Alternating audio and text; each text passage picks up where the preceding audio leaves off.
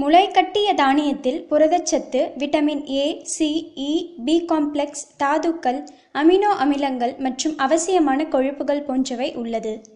முளைகட்டிய தானியங்கள் உடல் எடையை குறைத்து செரிமானத்தை சீராக்க உதவுகிறது. உடலில் உள்ள தேவையற்ற நச்சுப் பொருட்கள் மற்றும் கொழுப்புகளை வெளியேற்றுவதில் முளைகட்டிய தானியங்கள் பெரிதும் உதவுகிறது.